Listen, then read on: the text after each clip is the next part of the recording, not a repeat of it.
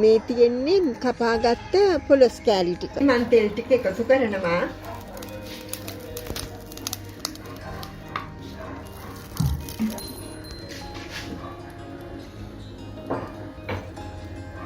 දැන් තෙල් රත් වීගෙන ඉන්නේ. දැන් මම එකතු කරනවා තලාගත්ත සුදු ලුණු ටික. ඊට පස්සේ කපාගත්ත ලුණු ටික.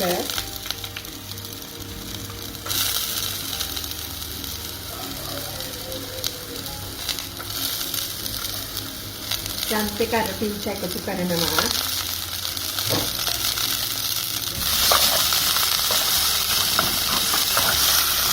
ඊපස්සේ ඒකටම කුරුඳු පොතු,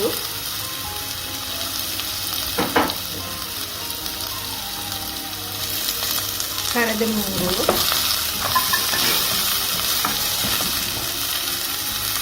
බෙදගත්ත උණු හාල් ටික එකතු කරලා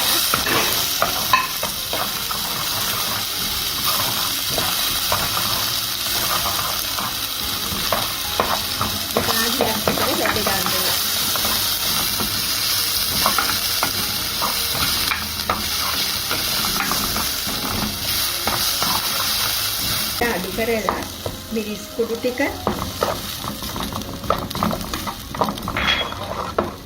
අමුතුන පහ ටික,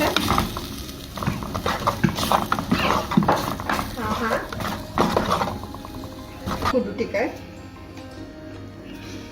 එකතු කරනවා.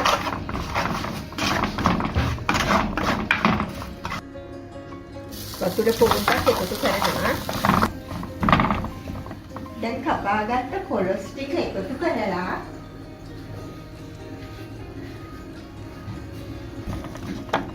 හොඳින් මික්ස් කරගන්නවා. ගොඩක කෑලි ටිකයි තක්කාලි ටික මේ එකතු කරගත්තා. පොඩ්ඩක් හොඳට මිශ්‍ර කරනවා.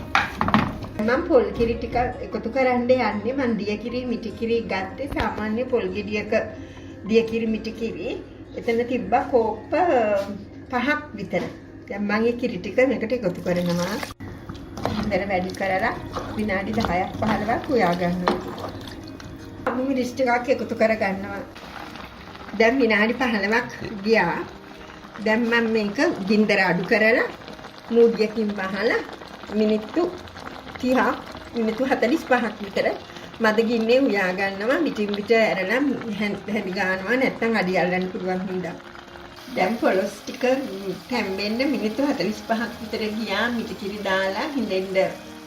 දැන් මම මේකට දැන් පොලොස් කෑලි තැම්බිලා ඉවරයි. දැන් මම මේකට බෙදගත්ත තුන පහ ටිකක් එකතු කරනවා. මට මේ පොලොස් සැඹුල හදාගන්න පැයක් විතර ගියා.